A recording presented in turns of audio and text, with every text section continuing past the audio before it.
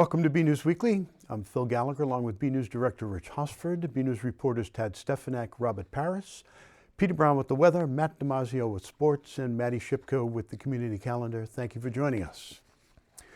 The Burlington Police Department is asking the public's assistance in identifying and locating a suspect in connection to a bank robbery. On Monday at approximately 1 p.m., police responded to a robbery of the Salem 5 Bank on Cambridge Street. According to employees at the bank, the suspect passed a note to a teller demanding cash. No weapon was shown. The man then fled on foot toward the Crossroads Plaza with an undetermined amount of cash. Burlington Police and Massachusetts State Police Special Operations Canine Unit searched the area around the Crossroads Plaza but did not find a suspect. The FBI's Bank Robbery Task Force also joined the investigation. The suspect seen here is described as approximately 6 feet 1 inches tall. He was wearing a green baseball cap and had his scruffy facial hair. He was last seen headed towards the direction of Roach Brothers. This is an active investigation and we'll continue to update this story as more information becomes available. Police are also working to determine if the suspect is the same man seen in surveillance photos of an October 31 TD Bank robbery in Arlington and a November 5 robbery of a TD Bank in Reading. Anyone with information on this incident is urged to call the Burlington Police at 781-272-1212. On Thursday night, Burlington and Bedford firefighters responded to an attic fire at the Sonesta Suites Hotel at 11 Old Concord Road in Burlington. BNews Director Rich Hosford was at the scene and has this report. The Burlington Fire Department, assisted by members of the Bedford Fire Department, knocked down a fire in the attic of the Sonesta Suites Hotel on Old Concord Road on Thursday evening. Burlington Fire Chief Steve Yetman said that when firefighters arrived, they could see smoke on the 4th floor of the building. There was also water streaming down from above as the sprinkler systems had activated. The fire was in the attic and in the middle section of the building. Burlington firefighters entered the hotel and worked the fire with hoses on the inside. Bedford firefighters responded with their tower truck and were able to assist from the roof. After the fire was knocked down, Bedford firefighters made cuts into the roof. In total, Yetman said he estimates it took firefighters 20 to 25 minutes to extinguish the flames, though more time was spent afterwards ensuring the fire was completely out. During the incident, the hotel was at about half capacity with roughly 180 guests, all of whom had been relocated for the night. No injuries were reported. Chief Yetman said the cause of the fire is currently under investigation. The Burlington Fire Department, assisted by members of... In election news, 21st Middlesex District State Rep Ken Gordon has won re-election. Gordon, a Democrat from Bedford, was challenged by Republican and Burlington resident Paul Gerard. This was the second time Gerard has vied for the seat. Unlike 2 years ago, Burlington went for Gordon. In town, 7,270 voters cast ballots for the Democrat, while 6,086 supported Gerard. Gordon won his hometown of Bedford by a larger margin, however. Gerard came out ahead in Wilmington's Precinct 3. In total, Gordon won the district with 12,967 votes to Gerard's 9,100, according to preliminary vote totals. During the race, Gordon often pointed to his initiatives in traffic mitigation and support of local education. Gerard challenged him on issues of transparency on Capitol Hill and taxes. State Rep Gordon had this message of thanks to voters that he taped during his most recent episode of his BCAT show, Rapping with the Rep. Hi everybody, welcome back to another episode of Rapping with the Rep. I'm State Representative Ken Gordon. And before we begin our show, I want to offer my sincere thanks, and I'm humbled by the support that you gave this week in our recent election. You re-elected me for a third term as your state representative, and I really appreciate all the support that Burlington gave me. It means a lot to me. It will motivate me as we get back into work for the next session to work even harder for the interests of Burlington and its residents. So thank you very much. Thank you to all those who volunteered to help in our campaign. I appreciate it tremendously. You can see his entire post-election wrap-up, his wrap-up show coming soon on BCAT or online at www.bcattv.org. You can also check out our YouTube channel. Burlington residents also weighed in on the presidential race, naturally, and the Massachusetts ballot initiatives. On the top of the ticket, Burlington mirrored the rest of Massachusetts by going for Democrat Hillary Clinton over Republican Donald Trump, with 7,551 votes for her to 5,413 votes for Trump. On question 1, which would have allowed an additional slot parlor in the state, Burlington was also in line with the rest of the state with a majority of no votes. The same trend held true with question 2, which would have allowed 12 more charter schools in the state each year. Burlington voted no, as did the majority of Mass voters. On question 3, which would prohibit certain methods of farm animal containment, Burlington had significantly more yes votes, as did the rest of Massachusetts.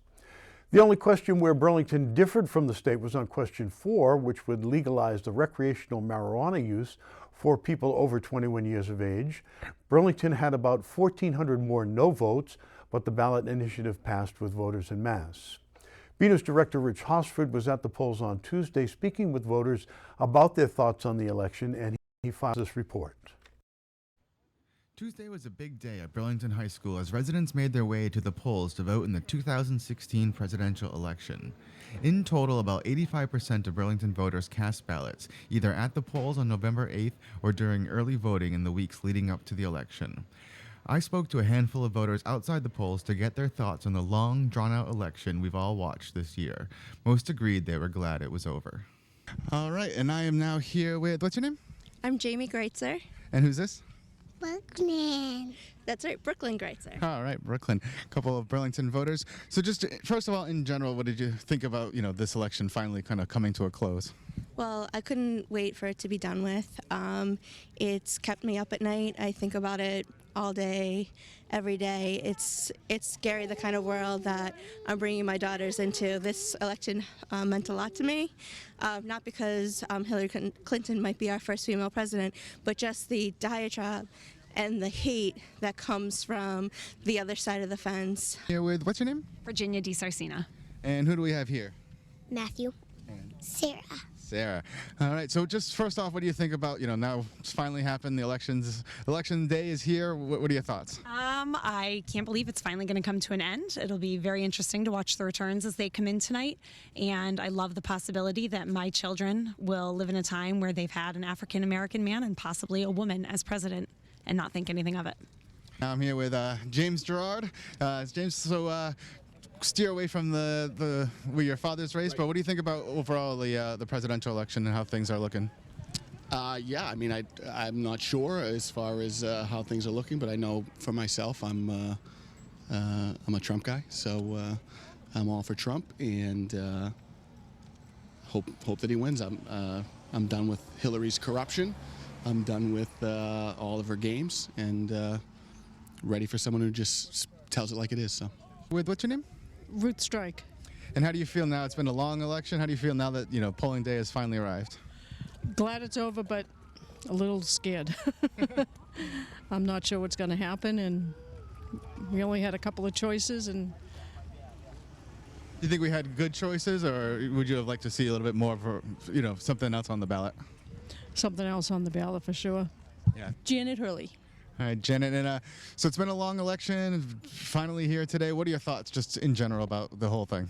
Well, the whole thing kind of scares me. This is the first election. We were really worried about the choices were not the greatest, but we're still here to do our civic duty and do our best. One person who is definitely glad to see the election come to a close is Town Clerk Amy Warfield, whose office has been hard at work for months leading up to Tuesday. Glad and thrilled that it's over. We worked really hard. All of my office staff worked hard. The election workers worked hard with the early voting. We've really been running an election for almost 12 days now, and so I'm just really pleased at the turnout. We had almost 85%, and think we survived it all.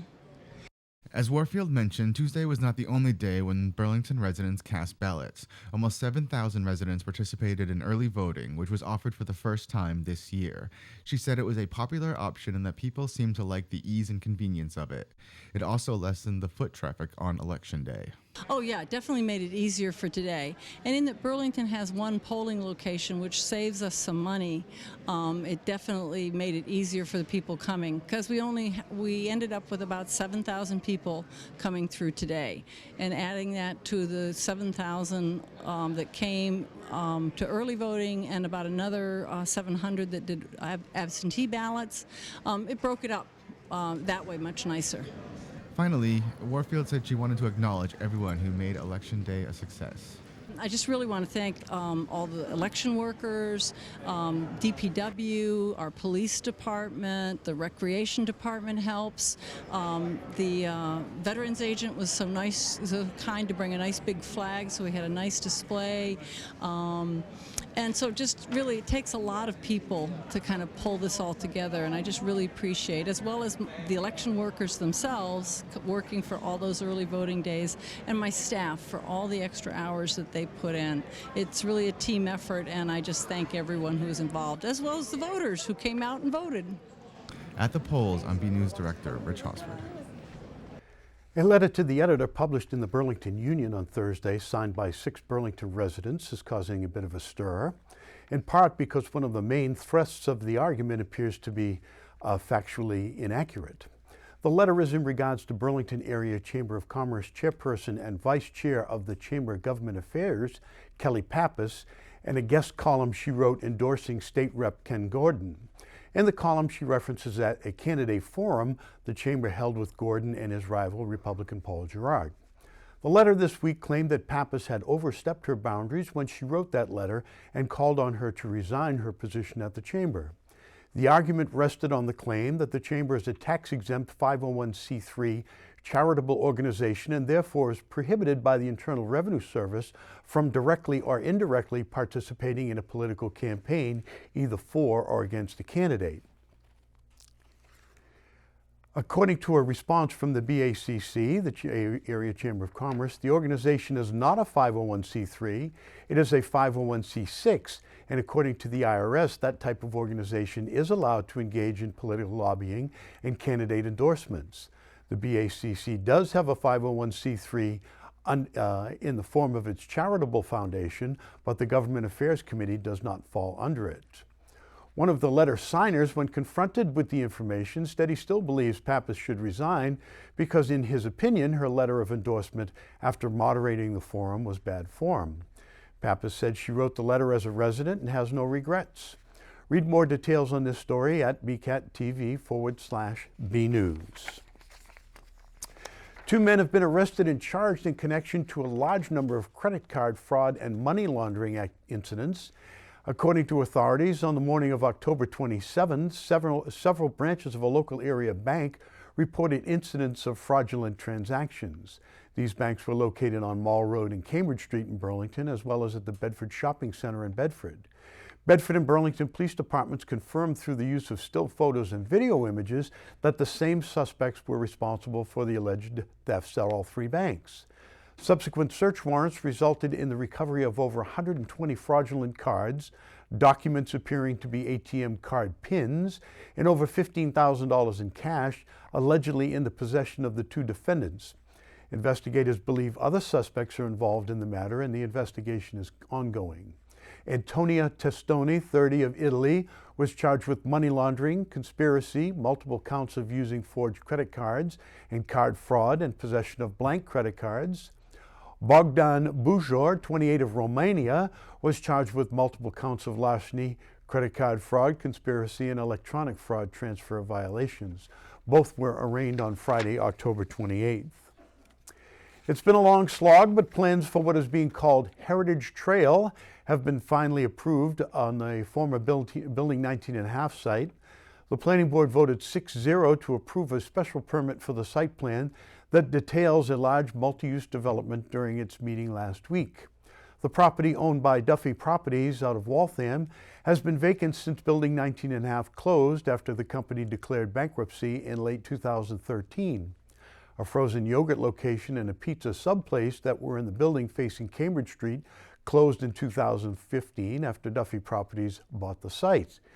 The project consists of over 45,000 square feet of commercial, retail, and restaurant space, consisting of 2 buildings around a walkable center. The main shopping restaurant center will be the building facing Cambridge Street. There are plans for 1 restaurant with an open patio in that building. There will also be a 28-unit residential building on the northern side of the property. That building will have an underground parking lot with 31 spaces.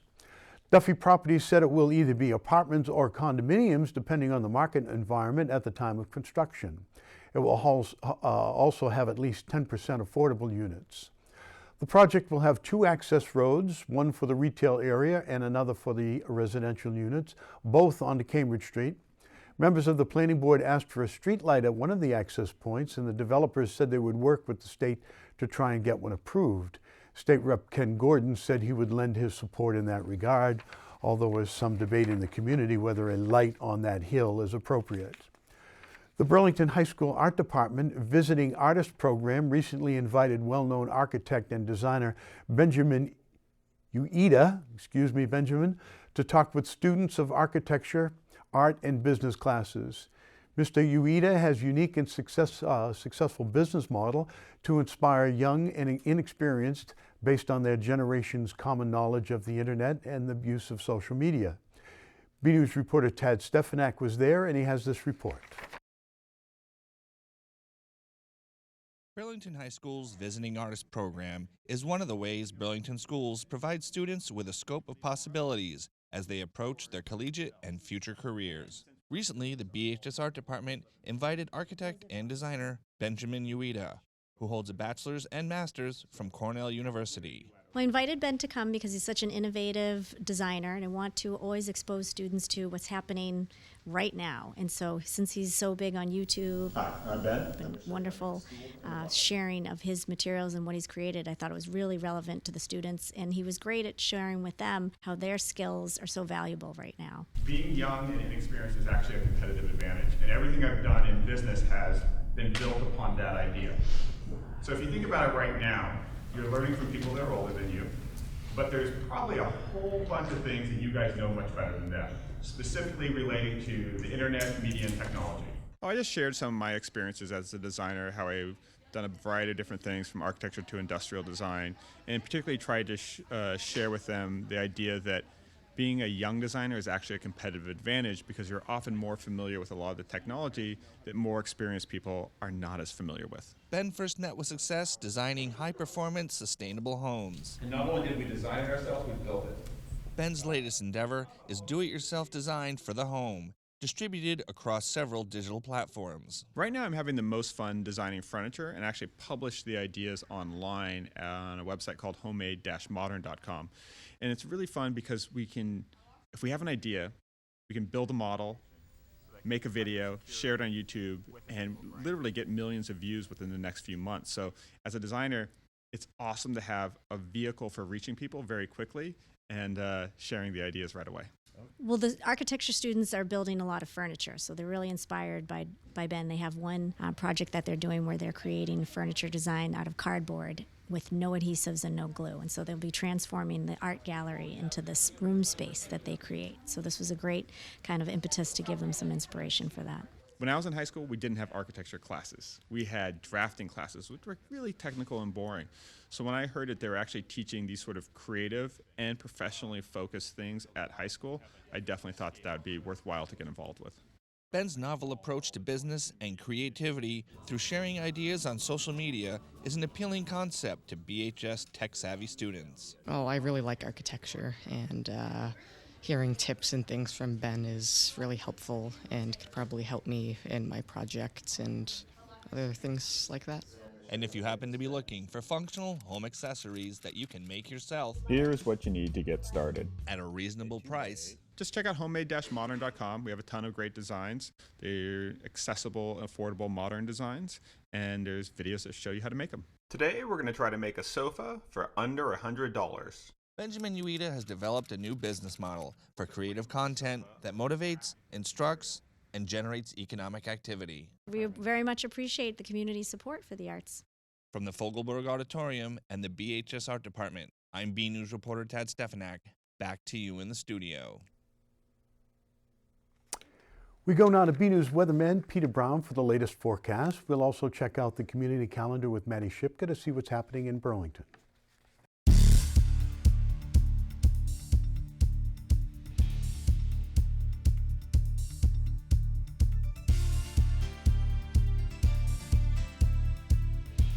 Well, hello everyone. This is Peter Brown with a look at your weather for the upcoming period.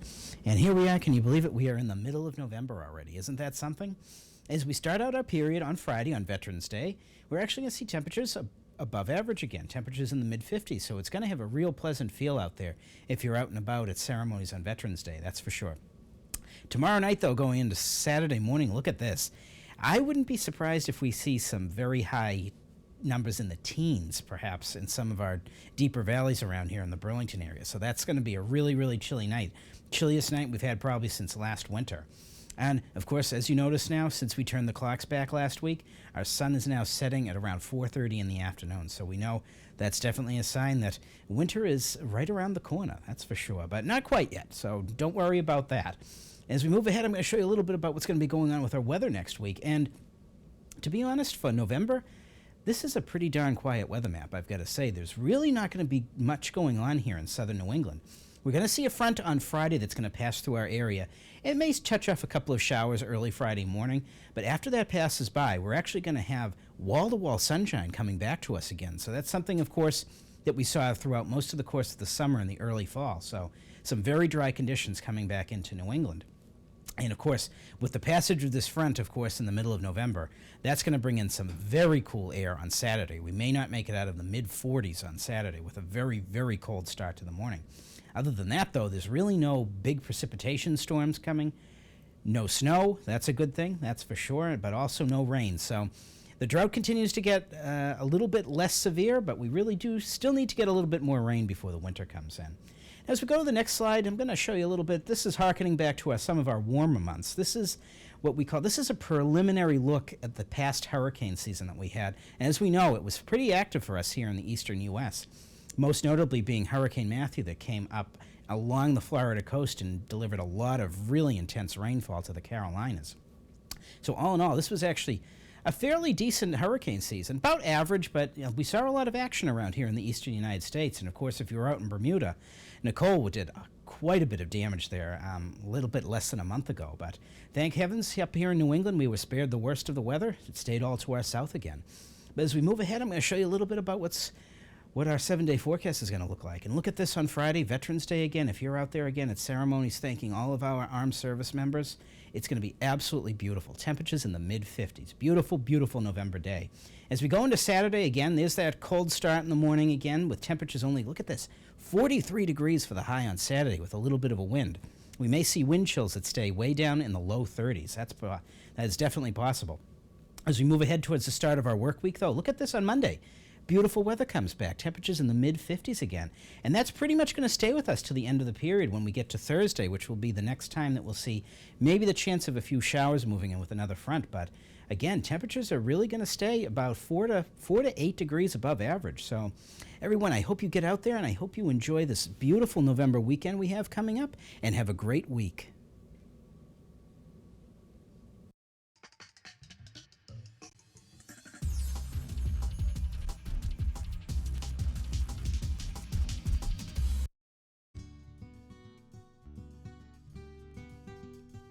Do you enjoy classic American songs from the 40s? On Thursday, November 17th at the Burlington Public Library, Ramblin' Richard will be performing classic American songs. The entertaining program recalls the music and brings to light the fascinating and unfamiliar stories of some of our most beloved American songs from 1941 to 1945. Songs like Bell Bottom Trousers. Richard, a member of the New England Foundation for the Arts, tells stories and sings the songs while accompanying himself on guitar, 5-string banjo, and baritone ukulele. Everyone is welcome. The event is free. Performances that day will be at 2 p.m. and 7 p.m. For more info, visit burlington.org or call 781-270-1690. Any Harry Potter readers? On Friday, November 18th at 7 p.m., the Barnes & Noble in Burlington is having a Celebrate Harry Potter event. Celebrate with Barnes & Noble with all things Harry Potter related. There will be plenty of activities and games, including amulet making class, where you'll learn to make amulets out of clay and sit with a fortune teller and have your cards read, and play a game of Outsmart the Wizard and find your own mystical stone. Everyone is welcome. The event is free. For more info, visit barnesandnoble.com or call 781-273-3817. Do you enjoy nature walks? On Saturday, November 19th at 1 p.m., the Friends of the Landlocked Forest will be offering a guided walk of Burlington's landlocked forest. The landlocked forest features woodlands, wetlands, streams, and meadows, and has been known by the town of Burlington since the 1980s for the purpose of protecting Burlington's water supply. Maps of the hiking trail system will be provided at the beginning of the walk. For meeting instructions, please listen to the following. Meet at the kiosk on Turning Mill Road at the parking lot under the power lines in Lexington, or meet in the parking lot in the back of the Burlington Town Hall at 12:45 p.m. to caravan over. The walk will be approximately 3 miles. All ages are welcome. Maps of the hiking trail system provided at the beginning of walk. For more info, go to landlockedforest.com. I'm Madi Shipka, and this has been your Community Calendar. It's playoff season for high school sports. We go now to BNEWS sports reporter Matt DiMarzio to see how the Red Devils teams are faring in the postseason. Hi everyone, this is Matt DiMarzio here for your weekly sports report. The fall sports season is winding down at Burlington High, but it's not over yet. Thursday night at 6 o'clock, the girls volleyball team hosted Hamilton Wenham in the North semifinals. It was Burlington's second ever trip to the section semifinal and the first since 2012. They beat Hamilton Wenham 3-2. The Red Devils will now play on Saturday afternoon at 3 o'clock against Bishop Fenwick at Wilmington High School. The Burlington soccer teams both made the tournament. The boys team played a great first round game and nearly came away with one of the biggest upsets in program history before falling to second-seeded Danvers in a penalty kick shootout. The girls, who made the tournament for the first time in more than 10 years, won their first round game against O'Brien before losing a close game in the quarterfinals against Marblehead 2-1. It was quite a breakthrough season for the Lady Devils. The football team won its third straight game last week in Salem. We have some highlights. Let's take a look. On Friday, November 4th, the Burlington Red Devils faced off against the Salem Witches at Bertram Field. To get the score started, quarterback Dylan Bonfilio faked a run that tricked the defense and allowed number 15 Kyle Forrester to run in for a 6-0 lead for the Red Devils. Burlington then went for a 2-point conversion with a fake run by Bonfilio, who then passed it into the end zone to Zach Sear for an 8-0 lead in the first quarter. In the second, Salem had a tough time stopping the Red Devils as Bonfilio threw to Fernando Lamine, and the Red Devils scored with a touchdown, resulting in a 14-0 lead. But it didn't stop there, as the Red Devils went for a 2-point conversion and running back Zach Sear took it in for a 16-0 lead over the Salem Witches.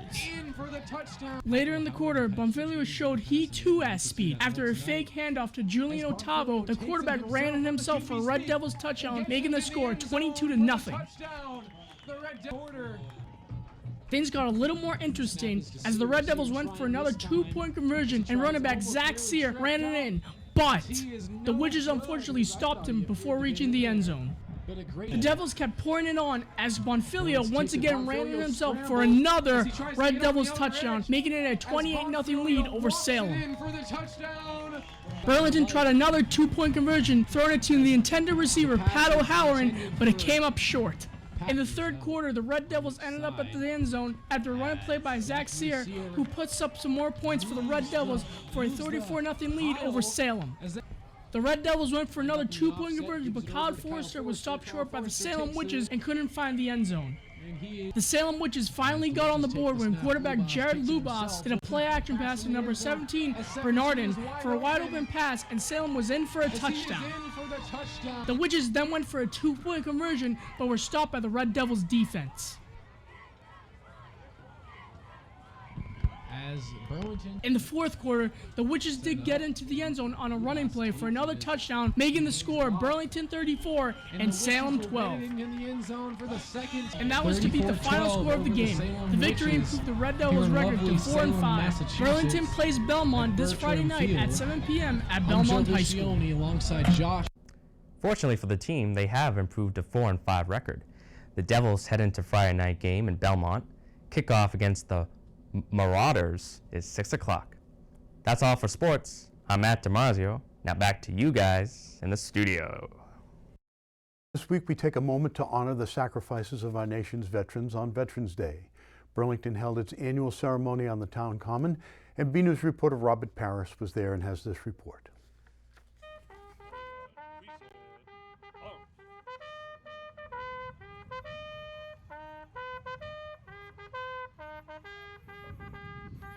On Friday, November 11th, the Burlington community came together to honor our veterans during the Veterans Day ceremony held on the town common. Veterans in the community were invited to observe the ceremony to thank our veterans for all they have done and to remember the 75th anniversary of the Pearl Harbor attacks. Many veterans participated in the ceremony, including World War II veteran Emery Loisel. I served in the South Pacific. I was in the Navy. Shortly after Pearl Harbor. I was on a barge that could house and feed 1,000 Marines when they would hit a little island. They'd fight all day and they had no place to eat or sleep. So our barge was like a big floating barrack ship. Emery really enjoyed the ceremony as well. Oh, this is great. Much greater than I thought it would be. A lot of people, real good procedure, everything. The ceremony wouldn't have been possible if it wasn't for Burlington Veterans Service Director Chris Hannafin. Things went well. It's a little windy and the sound system wasn't really cooperating, probably due to the wind, but I think overall, it went well. It's a beautiful day out, not too cold, especially for November. Veterans Day is an important day for our community and the country as a whole to recognize individuals that fought for their country, and not just the veterans, but also the families as well. The families, sacrifice a lot when their loved ones are overseas or even in the country, but are away from home. So, happy Veterans Day to everybody, and I think it came out well. Thank you to all our veterans. We thank you for your service. From the Town Common, I'm Robert Paris for BNews Weekly. That's it from the news desk here at BNews Weekly. I'm Phil Gallagher, along with Rich Hosford, Tad Stefanak, Robert Paris, Peter Brown, Matt DiMarzio, and Madi Shipka. Thank you for joining us.